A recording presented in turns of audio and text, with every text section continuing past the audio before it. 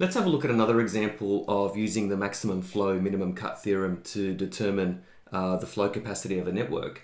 And this time around though, compared to example 1 and example 2, we're going to use the maximum flow minimum cut theorem first to determine the flow capacity of this network. Then we're going to verify that answer using a numerical method, so it's kind of back to front compared to those other two examples. And then finally, if you had to increase one edge, which edge would you increase to increase the flow of the network?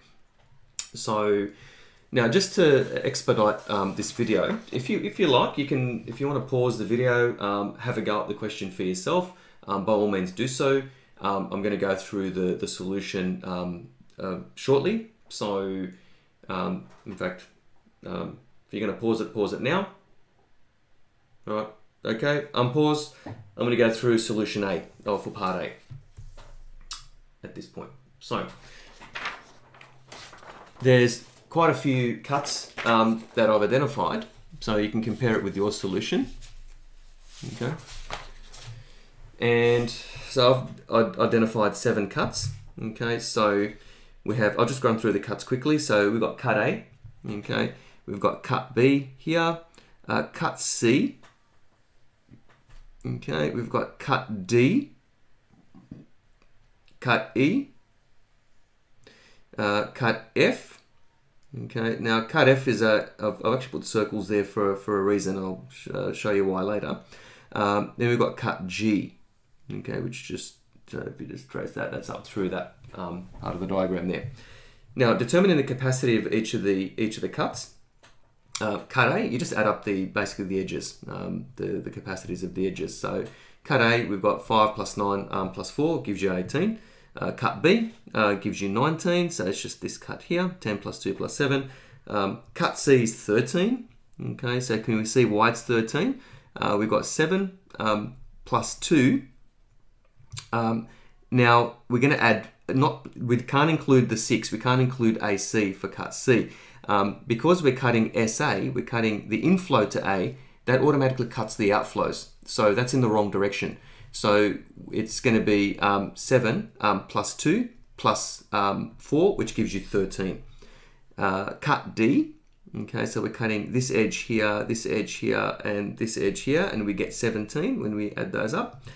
Cut E is a fairly large cut, this one, so it's 7 plus 9 plus 4 gives you 20. Cut F is this one here, so it's 5 plus 2 plus 4. Again, for the same reason as before, cutting off SA is upstream of A. That's the inflow to A. It really cuts off the outflow.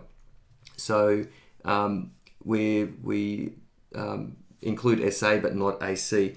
And we get 11 when we add those 3 edges up. And then cut G, this one's way off. It's 32. I think it was 7 plus 9 plus 6. Okay, plus 10. Yep.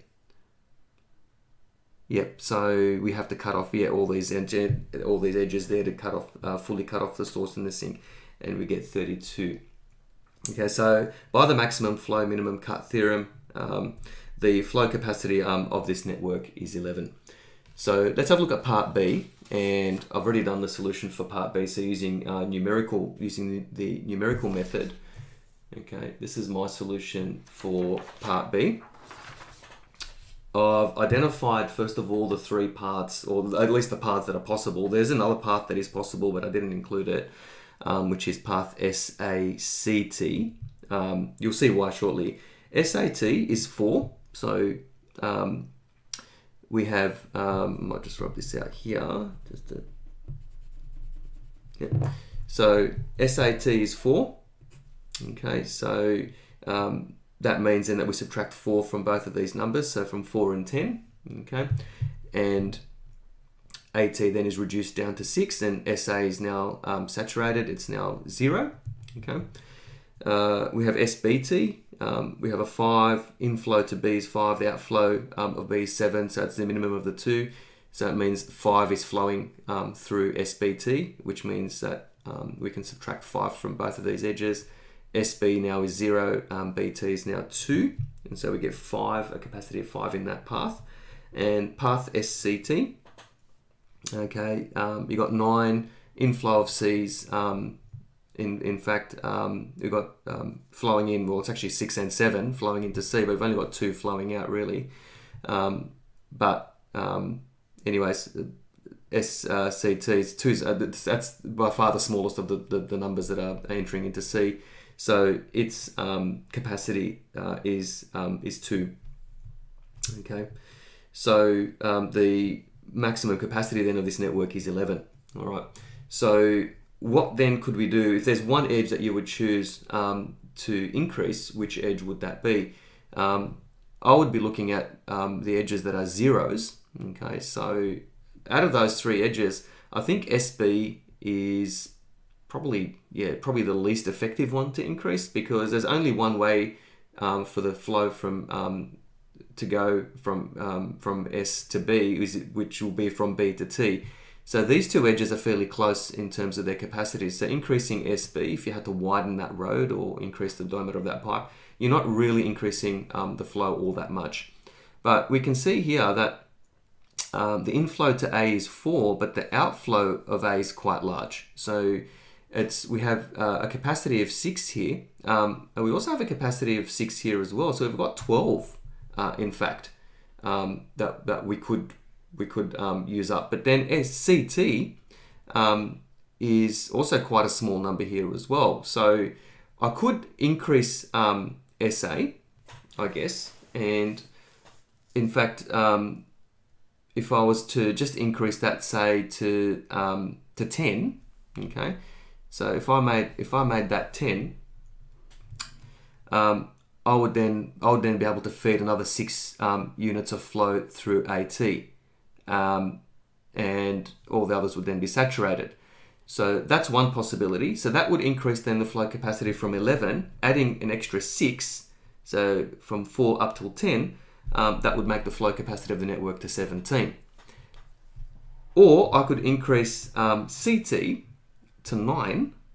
Okay, so remember that we've got 9 feeding into 2 there.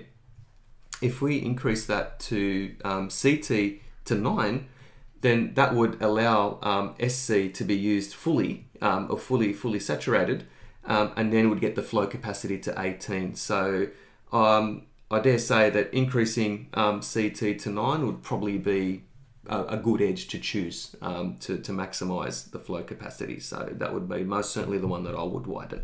It also happens to be the one that's the smallest edge, but that doesn't necessarily mean that it's the most ideal one, but it just so happens. One other thing I just want to quickly share with you is when we determined part B, we got 11, these edges here have zeros. So that one there and this one here, these edges are zeros. If you have a look at F, or cut F, in example A, part A of this example 3, example F, cut F cuts through this edge, and this edge, which correspond to, I might just fold this here because I think it's really good for you to see this. Okay, put them side by side. Okay, so this is part B. Okay, this is part A. You can see here that the 0 on this is part B, where we got the capacity of 0 corresponds to this cut here, or this edge that's been cut here. This 0 CT happens to be this cut here, and this 0 SA happens to be this cut here. Okay.